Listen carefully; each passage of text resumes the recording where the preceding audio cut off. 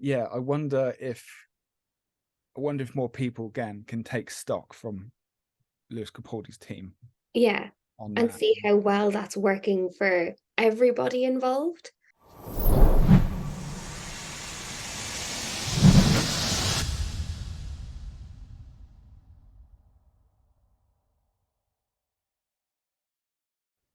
Hey everyone, Nikki here, and welcome to the Riff Yard. We've got a great show today, and I'm joined as ever by the amazing journalist that is Ola Joyce. Ola, how you doing? You good? I'm good, thank you. All good, all good. How are you? Excellent. Yeah, not bad. We're both suffering from this amazing, super duper hay fever that's going around. So Very um, lucky. we're very lucky. So lucky. Thank you, life. Indoors and outdoor life. My heart goes Um, out to anybody else who may be suffering from it. It's tough. You're it's tough out warriors. there. Yeah, just can't do it. Just can't handle it. So I'm really excited about this one because Me too. this is again a kind of new discovery for me, even though I'm well aware of the individual. So we're going to talk about the Netflix documentary about Lewis Capaldi and the making of his second record and the whole journey that is that's happened in making it, and it's fascinating. It It's really was. absolutely fascinating. So much to kind of unpick from it.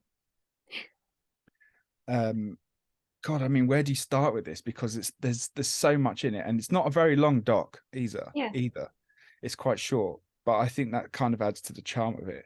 So, Ola, what was like your first kind of um, contact with Lewis Capaldi?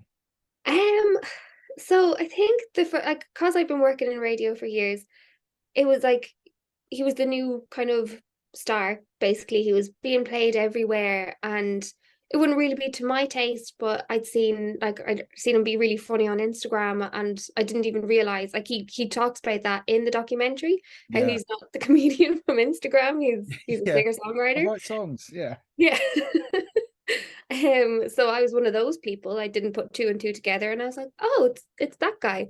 And that was kind of as far as my feelings went for him. Like the music wasn't really my taste, but I respected him as an artist, and that was it. And then kind of in recent years, the more I kind of learn about him, and from watching this documentary, it was fascinating, and I just have an abundance of respect for him now. Like he's incredible and incredibly talented as well. But also, I think it really humanized him.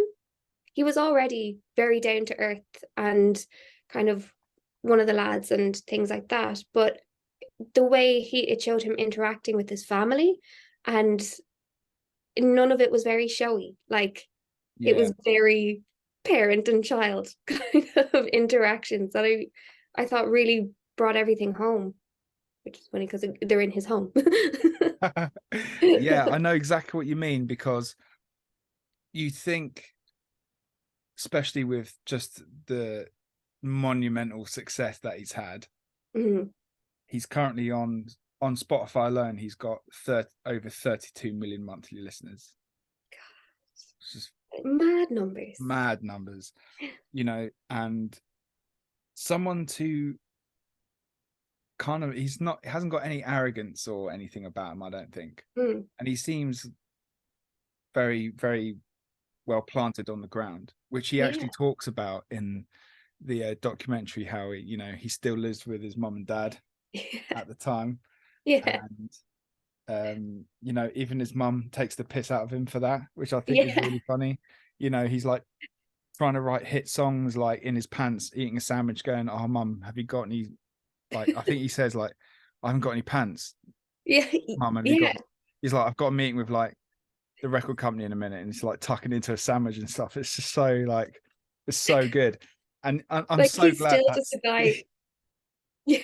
I'm Just so a guy in his glad. 20s, like.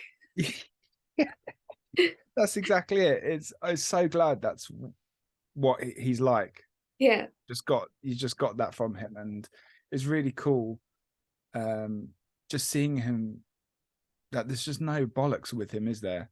Mm, What you see is what you get, and I think exactly. that makes him even more charming.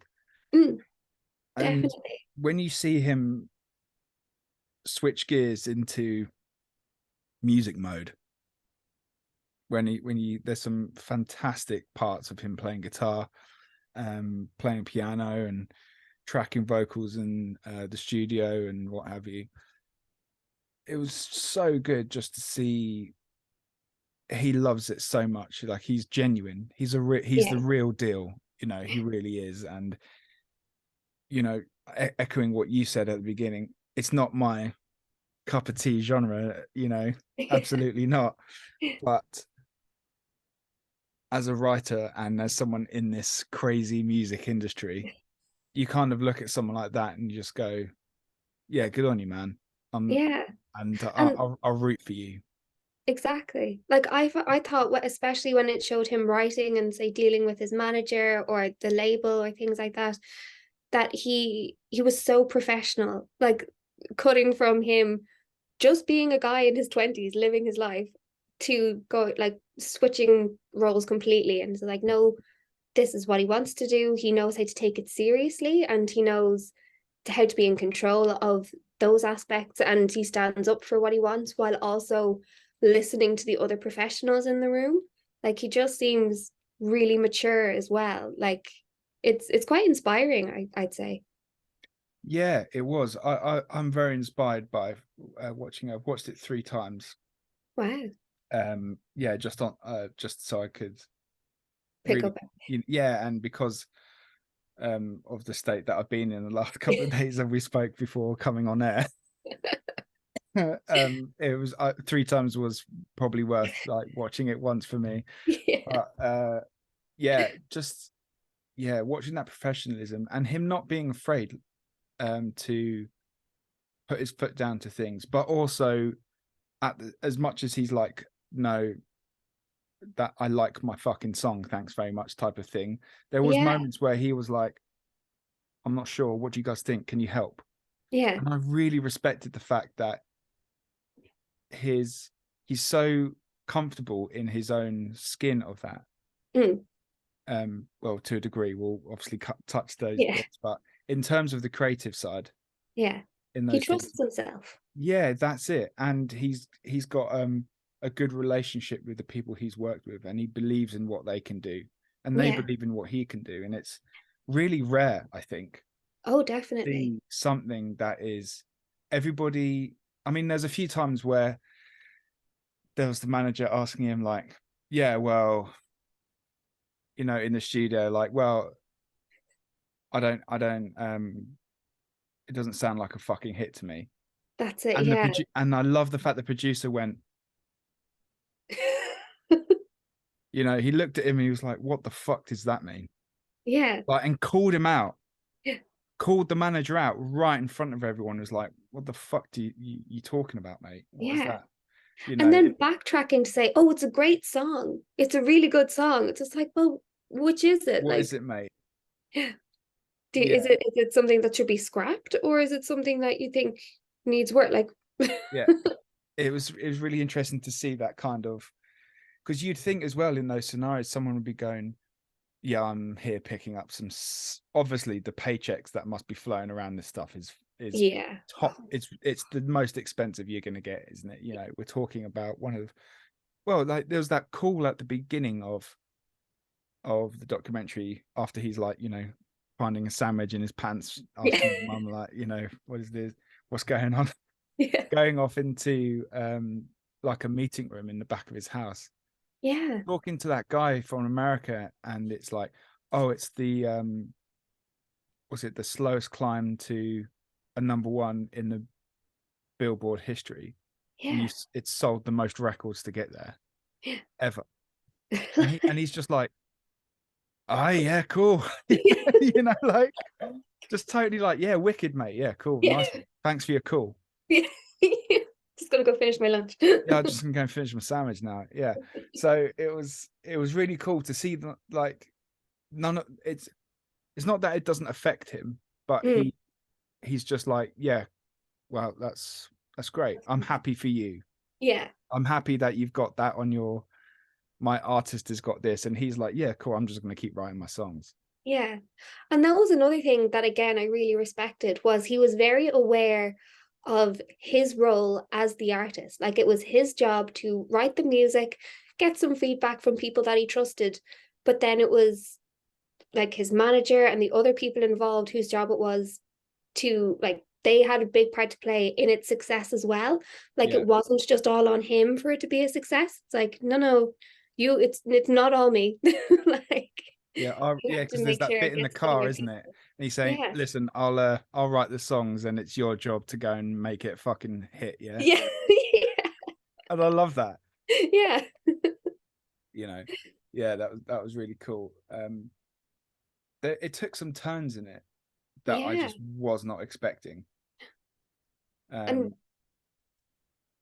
because even the fact that it happened, like so there was so much going on with COVID. Like the yeah, fact is, for I, in my head he'd been around for a lot longer.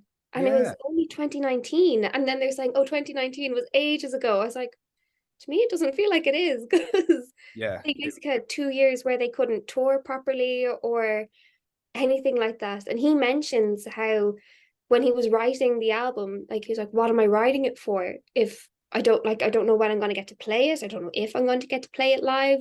What's the point kind of thing. So yeah, that must have been very difficult. yeah, absolutely. You can really see the pressure looming on him in Mm, those parts, because like we're saying at the beginning, it starts kind of very like, oh look, Lewis is like worth God knows how many millions. Probably he's, yeah. arguably the biggest artist in the UK, probably the world. You Mm, know, selling out stadiums and records left, right, and center. Um, and then he's like, I haven't done a gig in 18 months, and the record company are telling me that I need to make another a bigger hit record. yeah. And you can see him, he's like, I I don't know how to quite do that. I'm just writing songs. Because, and like when he Weird. would have written his first album, obviously he would have written it hoping for success, but he didn't do it knowing, like with the pressures of the second one. And we talked about this with Meteora as well with Linkin Park, Yes. that Yeah. when your first album does so well and you were just writing it hoping that someone might listen to it, and then you have this second one with all the pressure and even more, it's just like, oh God. And like he talks about the pressure a lot. And I like, again, a lot of respect and very interesting in terms of how it affected his body as well. I Oh think it's a God. good lesson for a lot of people that they need to listen to their body and how pressures and anxieties can manifest. Yeah. Again, that was something that I didn't see coming, because I don't know much about him. Like you said, I'm similar to you. Like I'm aware of who he is as an artist, Mm, and I've seen the odd thing of him being fucking hilarious on yeah. Instagram. Especially, I don't know if you've seen it when Noel Gallagher said, "Who the fuck is Lewis Capaldi?" And then he was like, "Ooh." And then when he went and played Glastonbury, he came out looking like Noel Gallagher, got his hair cut like him, and wore the same clothes. And I was just like, "Fucking so funny!" Amazing. Like took it that far, just Yeah. brilliant. You know, um, it's so good. But yeah, when you got down to seeing just how, he was like stress eating, Mm, um, just couldn't, he's like physically in pain because he had Tourette's, got diagnosed with Tourette's, yeah. um, which is defined as um, an audible tick and a physical tick that operate at the same time. Yeah. It's not just a tick, which would be like, I don't know, clearing your throat, or the shoulder shrug thing that he talks about and what he does, but it's Yeah. making the noises and stuff at the same time. It's an interesting thing which to learn about in there. Yeah. But just seeing how it, like, there was, it was really hard to watch actually.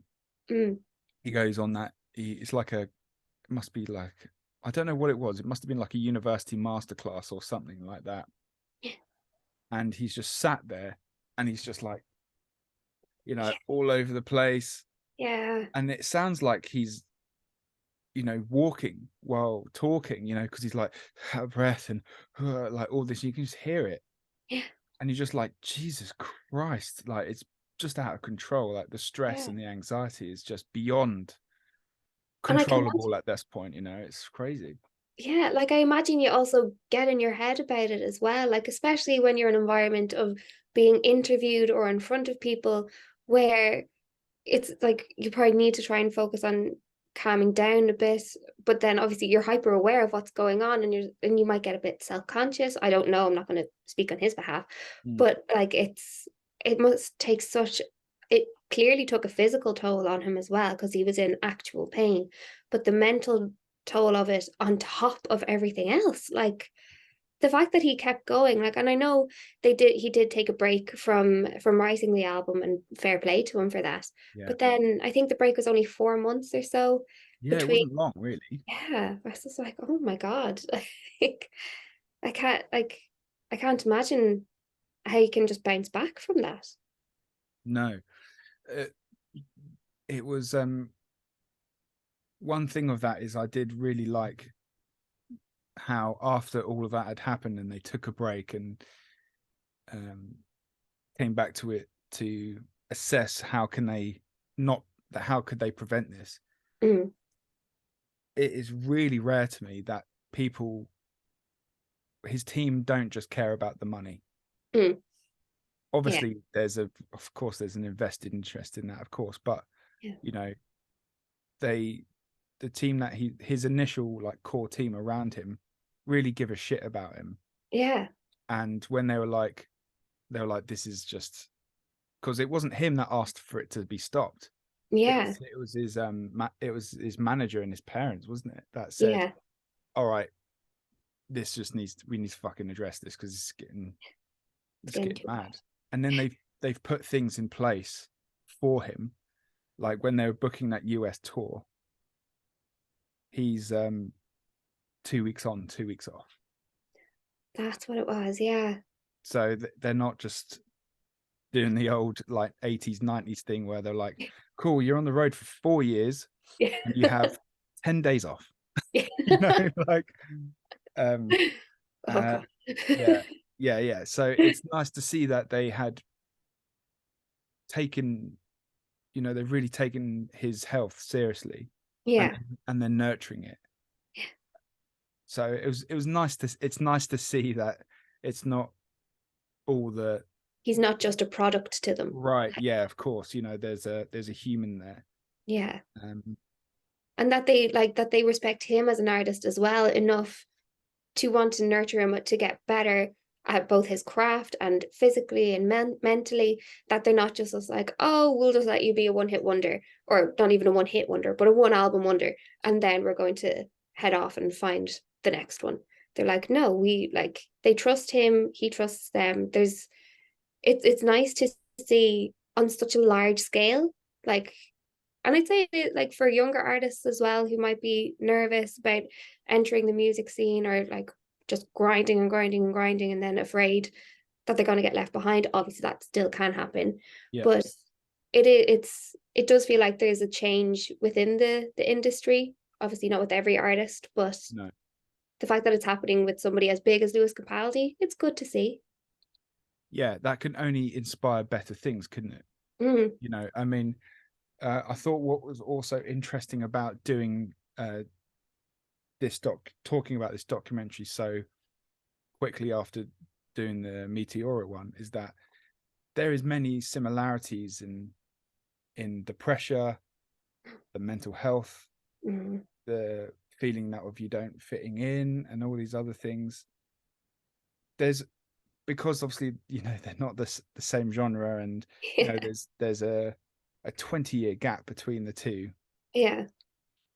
Um, you'd think, well, I hope that there's some changes being made, you know, Yeah. Yeah. and maybe there hasn't been many changes in for that space of time. Yeah. But if you look at how people were not looking after Chester, Mm. and then you look at how people are recognizing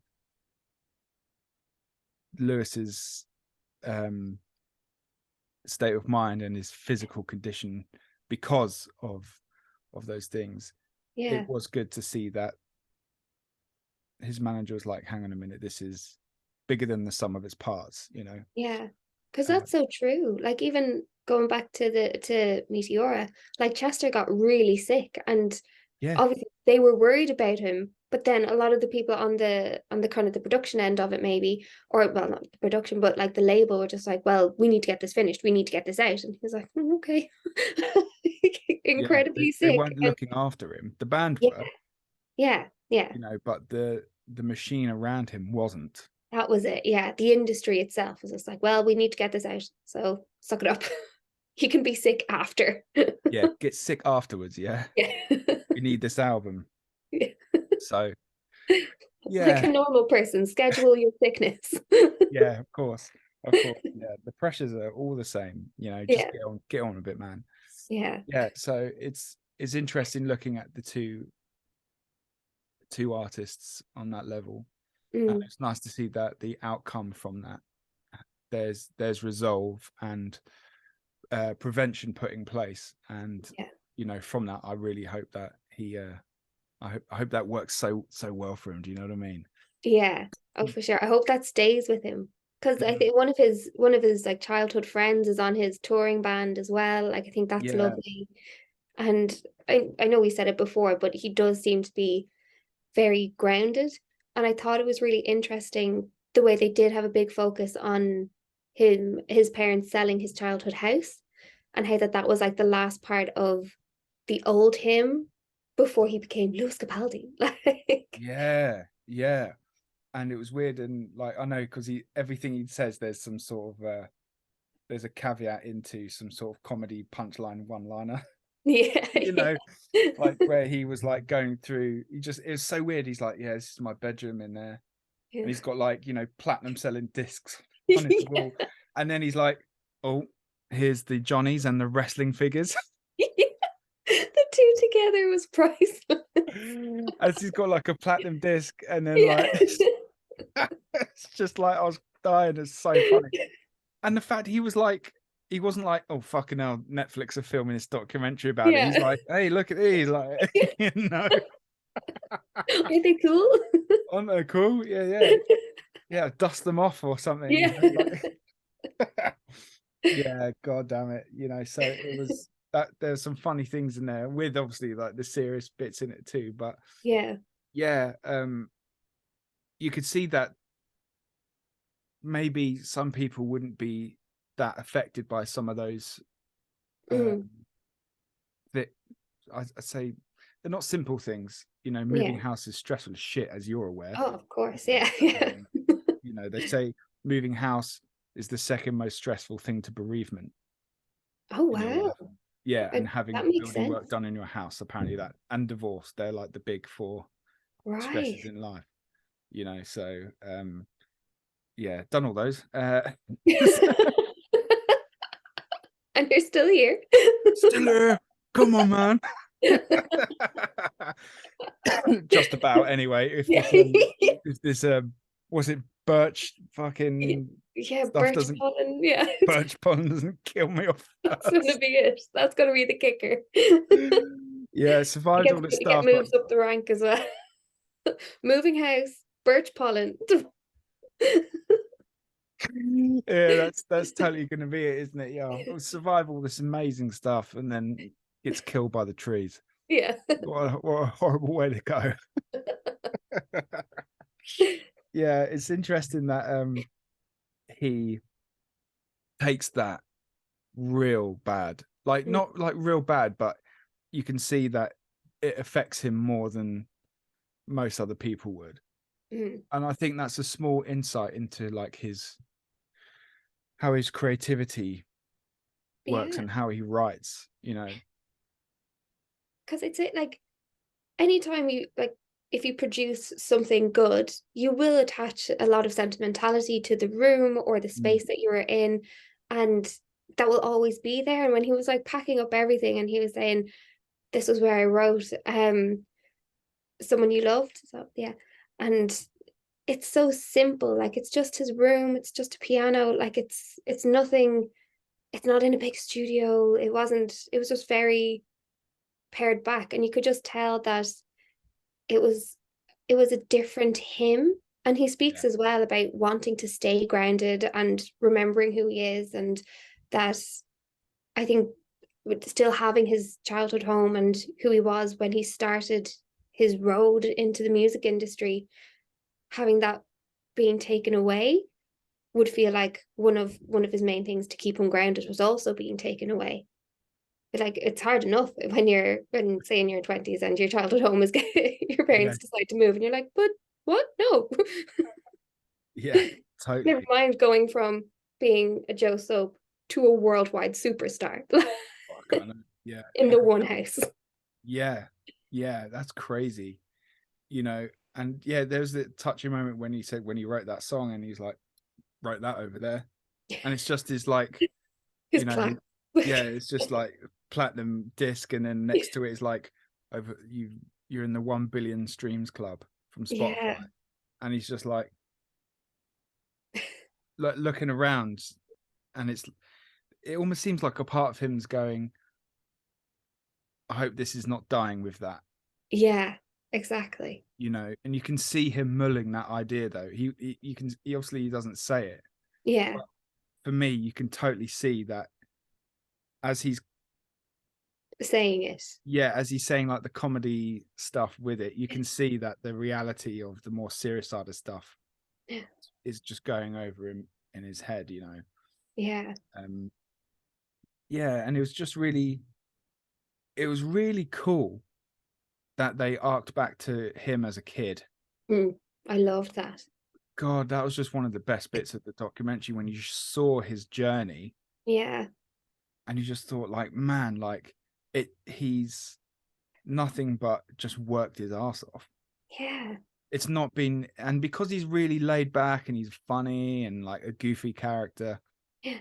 you think, oh, he's just been picked up by a major label because he got a good voice, Yeah. and they just lump him into these songs and away he goes. But that's just not it. Like he's a pretty decent piano player, Mm, and even when he was a kid, one of the things that struck me is that um, he was a really solid rhythm guitar player. yeah. I didn't Like, even realize that either, but yeah, he wasn't like weird strumming and like trying to yeah. compensate over his voice. Yeah. He was like really relaxed player, Yeah. solid in the pocket. And that was him at like 12, Yeah. you know, and it's like there's not many kids who can like shred and stuff who are Yeah. like that solid at playing rhythm. You Yeah. just think like he's So worked at many artists who do are fucking right, professional. Ollie. Yeah. But he was absolutely had this natural rhythm inside him where he was Yeah. able, you know, to play. And you just think like that's so cool that they've captured those little moments and you can see the journey through it. Um, yeah, just brilliant in that. And it's funny because obviously he was born in 96 and like, camcorders and home videos were becoming more available to like, regular families. Like before, like say in the 80s, you have to have a fair bit of money. But Yeah, like it was becoming a bit more affordable. And so naturally, like you want to record everything because recording all these little moments for kids was new. And yeah. now like being able to cut from him on Christmas and like showing his brother and stuff like that, and Oh how yeah.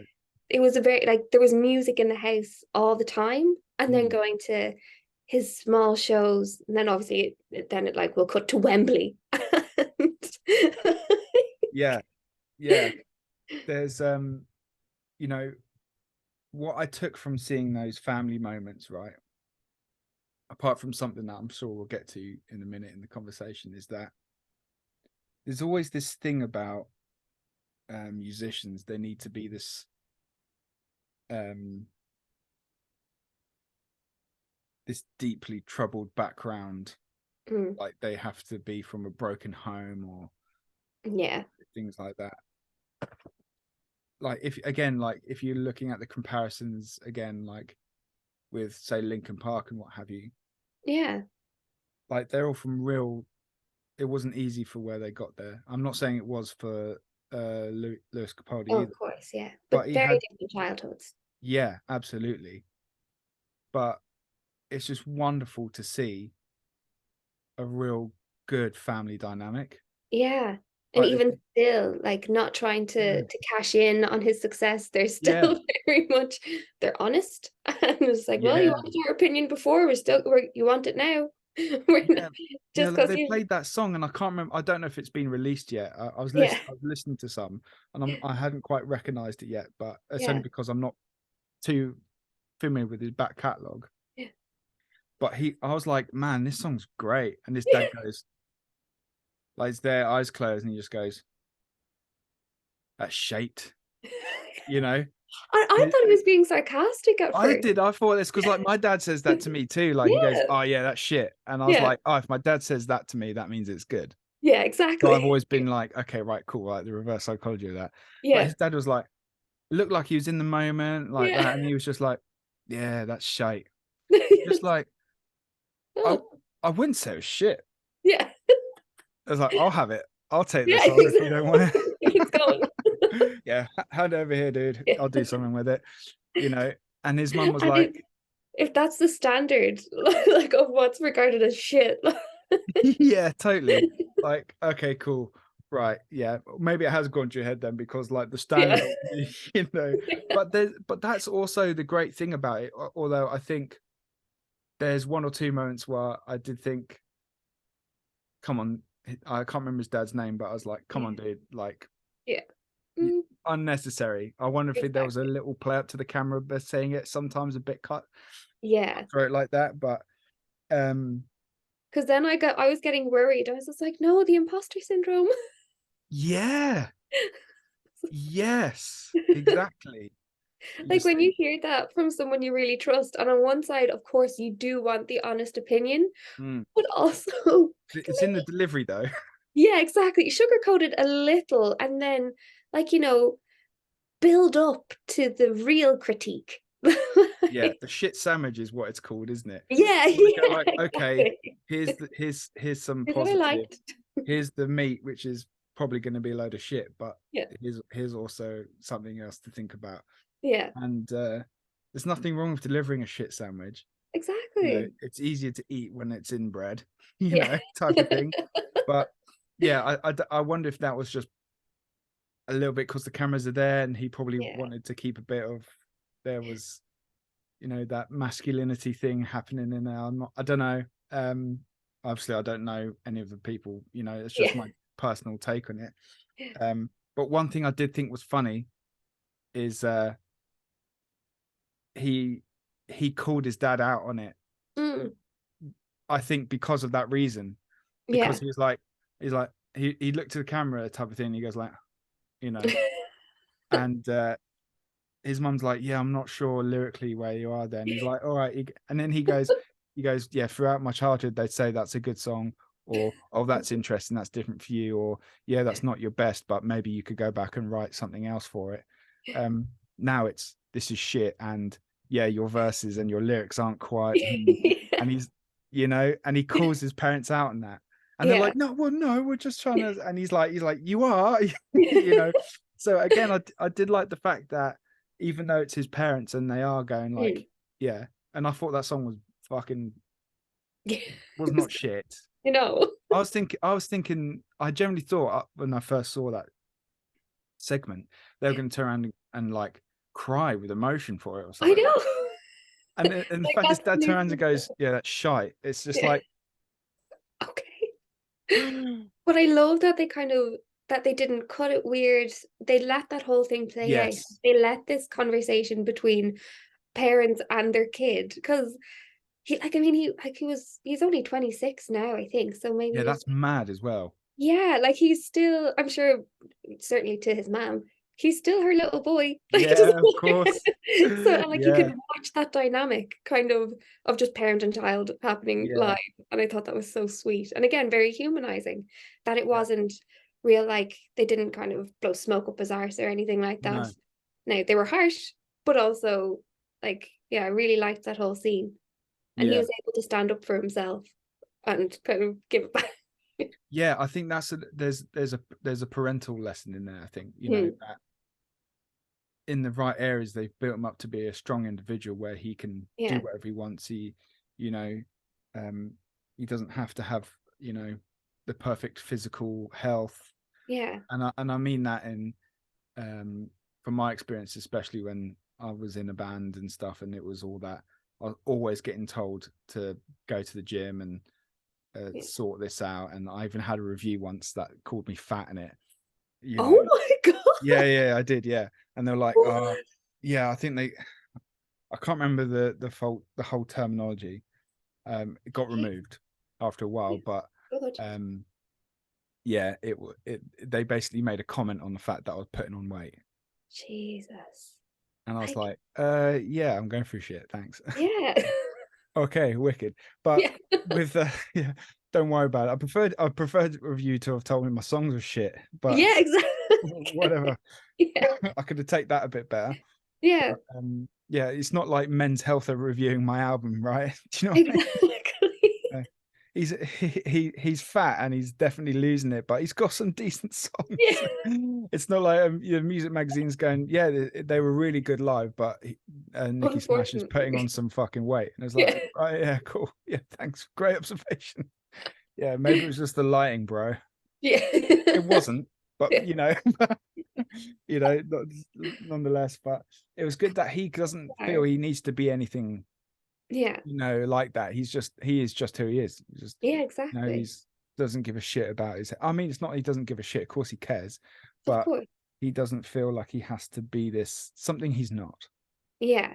You know, and it. And actually, just thinking again about his mental and his like his physical health, again, another kind of moment where his parents were his parents when his dad noticed like the twitch getting worse, Mm, and he like softens a lot and just goes into kind of dad mode and tries to talk to yeah. him as a concerned parent about their kid. Like he's just like, you like, can you, is there anything you can do to, when he was saying, can you go to a chiropractor or whatever?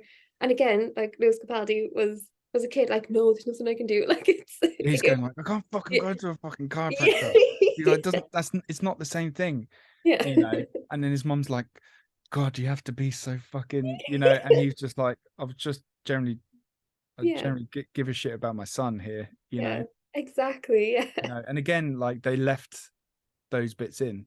Mm. They didn't shy away from showing them. It's quite good. One thing that I thought was really good from like from a documentary making standpoint, like editorially, was they opened the documentary with the Lewis Capaldi, or this artist has sold 10 million singles or whatever it was, and then I think it was about half an hour from the end, so about an hour into the documentary, maybe a little bit over, they shoot that, like they show the footage of that interview. And what I thought was really interesting was when you hear it at the start, you just think it's a regular old interview where they're describing all his accolades and how amazing he is as an artist.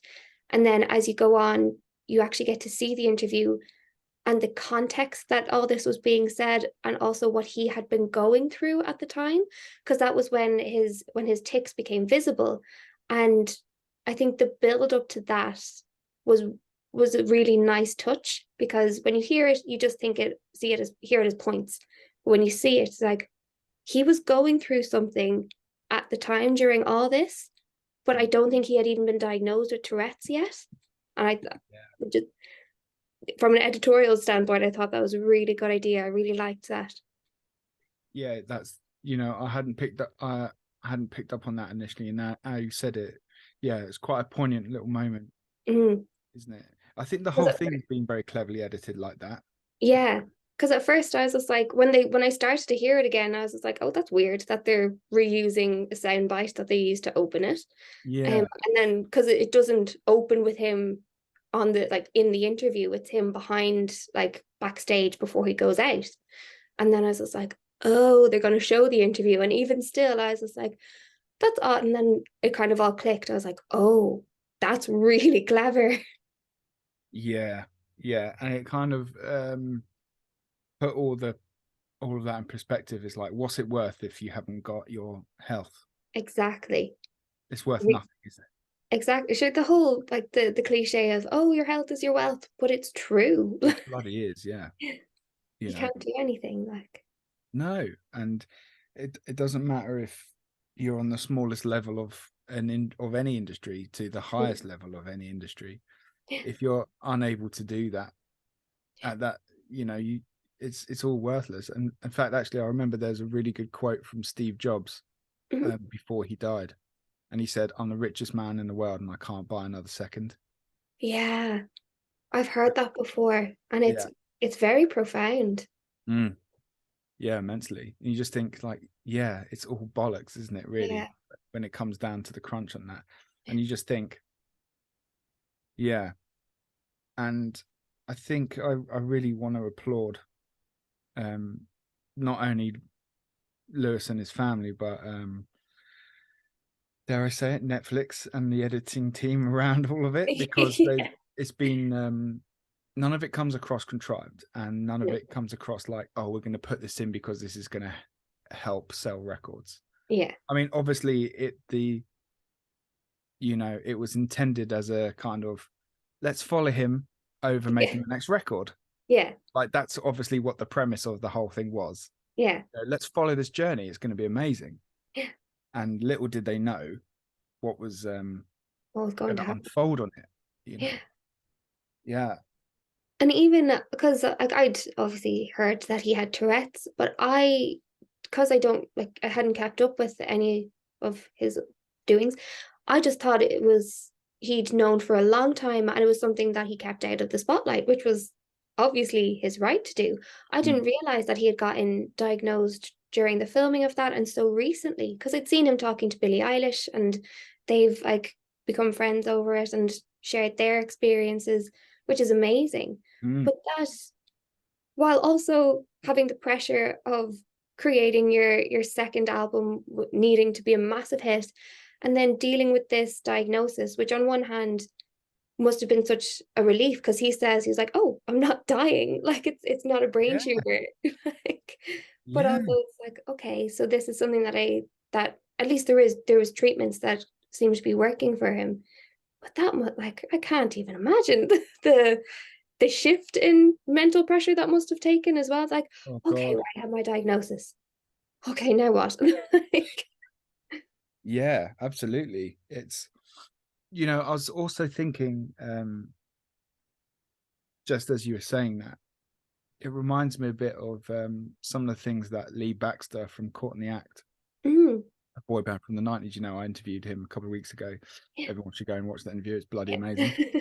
Um, yeah, there was a point in it when we were talking about child stars, and we were talking about, especially in the pop music world, which I find, I've latched onto this as well because I find the pop industry immensely fascinating. Um, the The reason world why on is, its own, like, yeah, totally. I got well into it because back in 2006 and 2007, um, it was cool to have pop singers with rock guitar players. yeah, So that was kind of like my gig, as I wanted to be a session guy. So yeah, that's what I did, and that's what I did that for ages, just cool. playing for artists I could, or was that archetype guy for people that were having auditions in front of like Sony and Wow. Warner's and Universal and stuff like that. So yeah, I never managed to get anything big or decent. Yeah. But I got to play in front of all those people and be like that token rock guitar player, that That's stuff. pretty cool. Yeah, and even at this tiny level of playing like a 500 um cap club night, which was all just for pop industry people. It was like no fans, it was all just industry people I did. And I remember looking at it a few times and just go, this world is bizarre. Like the pop side of things just seems everything. It's like this.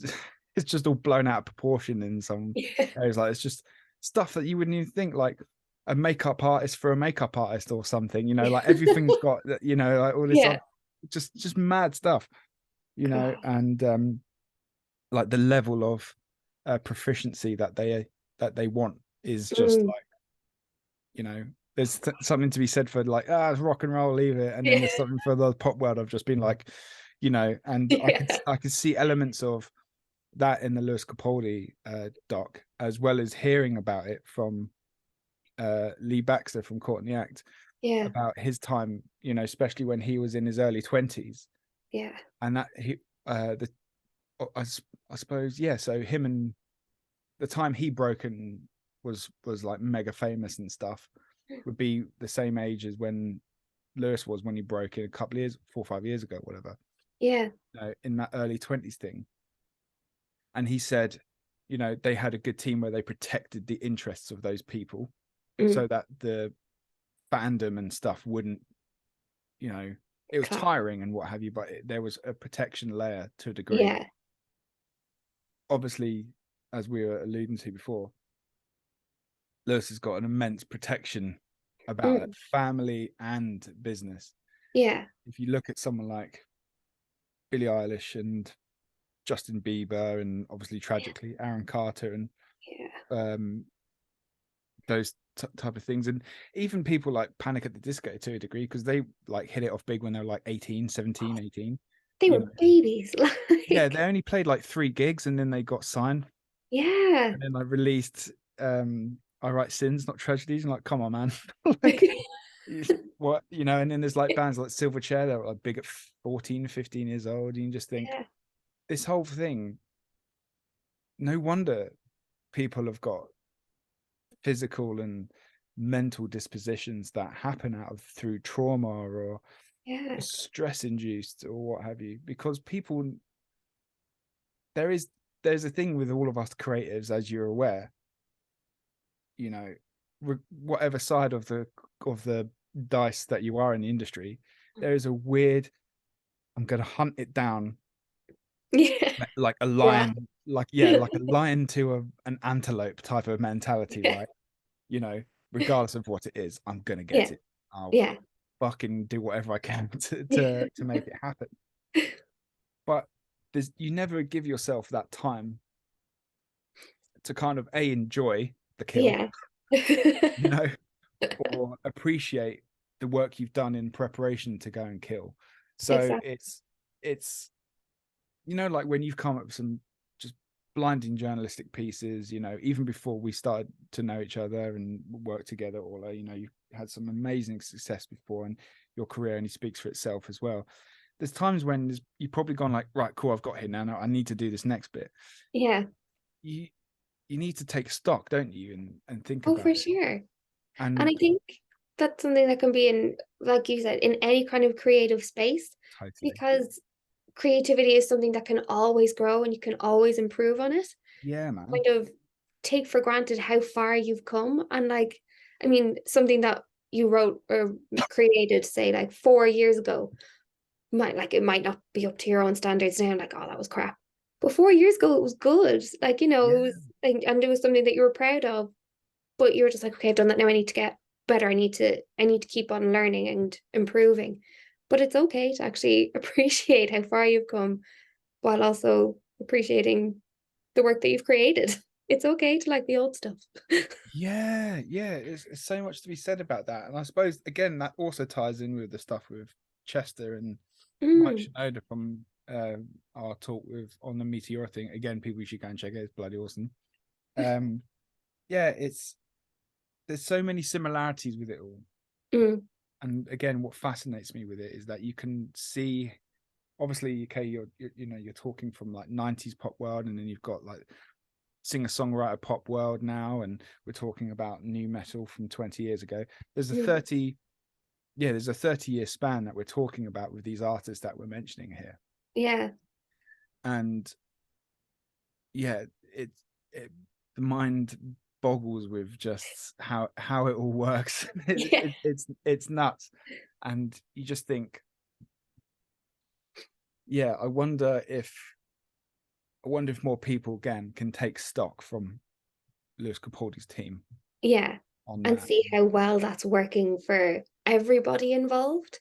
Like Yeah, it to look at the bigger picture as well. And actually, just talking about Meteor again, I thought something that was interesting that we touched on in the video was how there was like twins on Meteora and Hybrid Theory. Like you could kind of pinpoint which song sounded like the other. That came up in this documentary. yeah, it did. Yeah. Yeah. And I was like, oh my God. And because I know I can't remember the song that he was writing, but he was just like, oh, like, that sounds really similar to someone you loved. And they're just like, or someone you love. And they're just like, that's good. People love that. And he's like, do they? And I thought that was so funny Yeah. to It's have it like, appearing again in a completely different genre, but also it's like, no, no, do it. Like people will see the callback and make the connections. So I thought that was a nice little tidbit. yeah, no, it's I thought about that too. It's great. I completely forgot about it until you reminded me. So it's brilliant you have there. Yeah, it's interesting. It's that sophomore record syndrome. Hybrid Theory to Meteora. And Lewis's first record to his new one. I think this new one's coming out May 19th, isn't it? I think so. So it's right around the corner. So they're hyping up to it. Mm, Probably why the documentary's been floating back around again true. on Netflix, which is why it's caught my eye and ear so well. But yeah, the similarities in that stuff again, they're incredible. Yeah. Like, so doing these little case studies that we do about this stuff, it's just fascinating because, again, you had the producer going, okay, so this is kind of the XYZ song from Hybrid Theory to Meteora, and then obviously Lewis was going, oh god, yeah, but I think I'm riffing off the same melody line, and everyone's like, that's great, do that, please do that, you know, and yeah, and he was like, yeah, Okay. all right, you sure people are like that? And they were like, you've seen your record sale numbers. I think people like that. Yeah. And like again, I'd say that is something as a creative and as an artist that can get a lot because there are some artists and that they do an unreal first album and then they do the same thing with the second album, but it is the same thing. Like you're just Yeah. like, oh, like you can't say like after a while, it's like, oh, is that song off their first or their second album? Or is that song off their third or their first album? Where they kind of just keep on recreating the same album with different words. And I'd say that might have been a fear for him, kind of like, no, no, I want to show how I've progressed. I don't want to write that song again. Even though it was amazing, I want to make it different. And their person is like, yeah, it is different. It's just calling back to your hit Yeah. single. And there is a difference between calling back to something that people love Mm. and recreating it nearly copy and paste with a few little changes here and there. Yeah, totally. I don't know if they're making an Adele dig in the Yeah. documentary about that, because Oh. they're talking about how many songs he's written, Mm. and then they say, oh well, it's a good progression, and then he says, but I want to do something a bit like this, which is that Forget Me song that Yeah. he came out with, and they went, oh, no one's going to expect that. And he said, yeah, I just thought I was going to be writing sad songs every album for the next couple of years. And I was like, is that an Adele dig? Yeah. you know, they're saying like, yeah, you don't want to write the same song over and over again. That, yeah, I caught that now. I didn't even, that kind Yeah. of, And I just, there's one of those little dig in there, yeah. but yeah. I think maybe I internally went on the defensive. Like, there's nothing wrong with only writing sad songs as I look at my Yeah. suggested emo playlist and all the emo bands that maybe Yeah. have one kind of happy-ish maybe song in their entire discography, Yeah, I totally followed know by what I why mean. it was bad to feel happy. Yeah. Yeah, I totally know what you mean. I'm like that with everything I listen to. I'm just like, oh my god, this is deep. He's touching on such a different level here. And then I listen to the next song, like, just touching on a different level here. This song is, and then I've got through a record of something, and I'm like, god damn, this depressing shit makes me so happy. I saw a meme recently and it was like, wow, do pop punk fans even try and be happy when they wake up? And I was like, ow. Oh, yeah, that hit me in the feels, man. Yeah. Yeah, it's like that with like the grunge stuff. Whenever I see people like knocking on the grunge vibe of like everything's just morose, I'm like, that morose got me through, man. Exactly. To happier times. Yeah. And I enjoy those morose Yeah. moments, you know?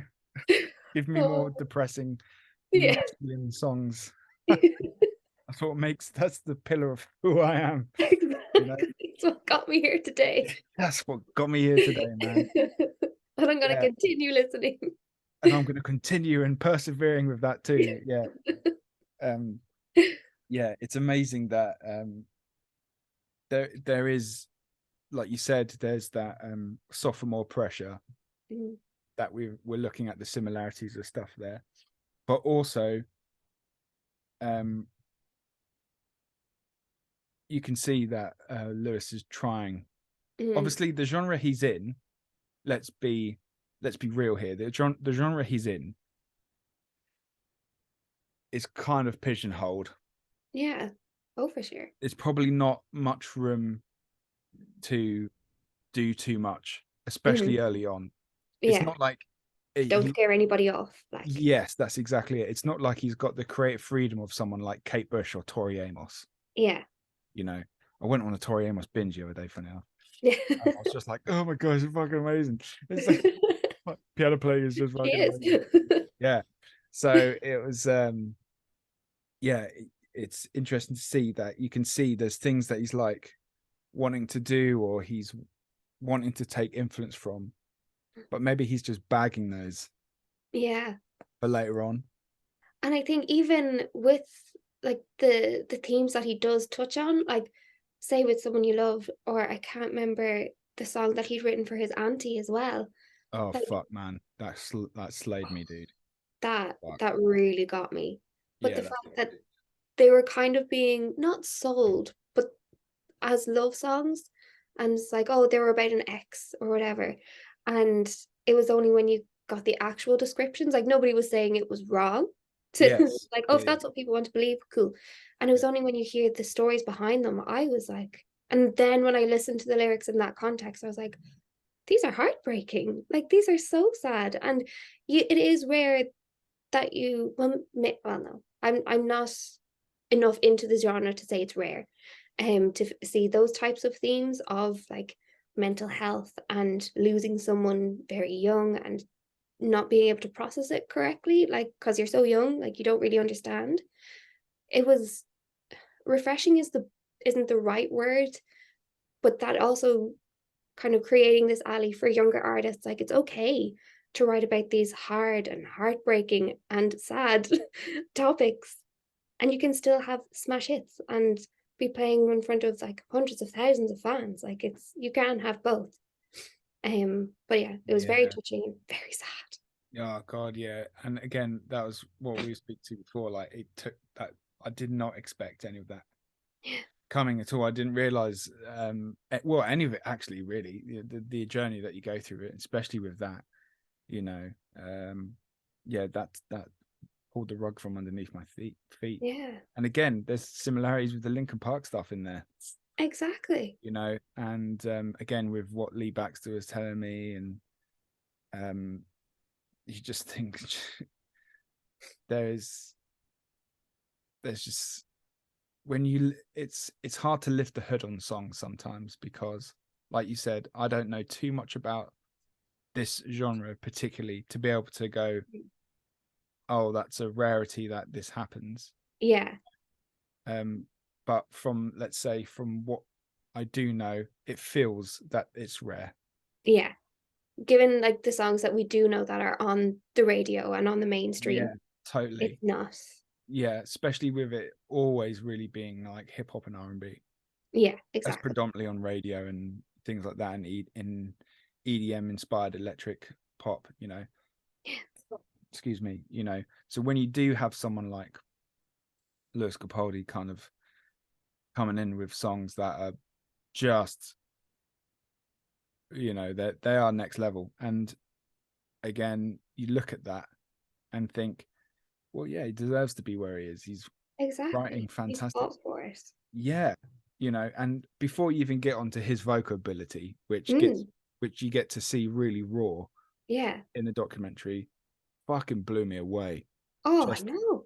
God, he's just like fucking about, you know, drinking a soda or Coca-Cola Yeah. and stuff, and then like, all right, do it, and then he's just like, yeah, like just smashes into it. Like I'm like, Effortlessly. Effortlessly. effortlessly. I know, God. Okay. And he's just like fucking around. Even in between takes, he's like, hey, you know, fucking doing all that. And then Yeah. next minute, he's like fucking note perfect as well. Like, not only has he got the tone and the phrasing and delivery, but he's not he's not having to second guess his note placement at Yeah. all. And it is like bang on every time. Every time he was singing parts, just like that, the consistency of how he's able to do that. You know, Yeah. again, I think in a genre like that, those his ability will probably get overshadowed, I think. But You know what I it mean? was only when I kind of saw those more raw moments in the studio that I had forgotten that at the end of the day, he's not only is he an incredibly talented songwriter and musician, his vocals, man, like, God, I know. they're just insane. And I was just like, he has it all. Because I mean, not so much in his area of like kind of the more pop industry, but on the other side, often if all you need to do is have a belting voice, and then you can have a team to help you write, like when I say help, do more of the legwork when it comes to writing and the actual production of the songs. Like all you need is to be incredibly charismatic and an incredible voice. But he's charismatic, incredible voice, amazing musician, songwriter, everything. Like, Yeah. and still just so sound. Like it Yeah. seems really Yeah. nice. I know. Yeah. Man. Well, you know, God, I mean, I suggest everyone goes and watches it. Mm. And I really feel like I want to get behind this record for him, Me too, yeah. you know. And I was saying to my wife, it's like, I wouldn't mind going to see him live, Yeah, you I'd know, say actually. I'd say it's very good live. Yeah, I wouldn't mind taking some of that in and checking it out, you know. Yeah, Um, yeah, digest a little for me. fabulous documentary, a great guy, some incredible songwriting in there. You really get to lift the lid on him as a person and as a musician. I think Yeah, it's a real good eye and really well edited. And yeah, we at Riff Media only wish the best for Mr. Lewis Capaldi. we do So indeed. And all yeah, his future endeavors. yeah, absolutely, yeah, I and can't wait to see what made the cut. yeah, Did the absolutely, did the yeah. song that his parents dislike? Is that there? Yeah, absolutely. Dedicated to them. Is it dedicated to them? Is there some Yeah. like harp in there for it? Like, yeah, Yeah. it's I'm intrigued now. I think, Mm, and I think that's where it's also been successful there, that documentary, where I am now intrigued to find out what else is on there from what you've heard. mm. And just as a last thing about that, he does talk about that. He says, this is the bit where you hear a snippet of a song. And he goes, and then what happens is all of a sudden it will cut to me Yeah. singing in a stadium and everyone's singing about the lyrics. He goes, and this will happen in 3, 2, 1. Well, if it didn't happen, then the song's shit and no one bought it. And I was just like, and then it cuts It's after so that. good. It's like even there, it's like it's so good. Yeah. Yeah, so make sure you go check it out. And Lewis's new record is going to be out on May 19th. Go and check it out. It's going to be great, I think. So, Ola, thanks very much, man. Thank you We'll for having see me. you next week. Thank you so much, guys. We'll see you soon.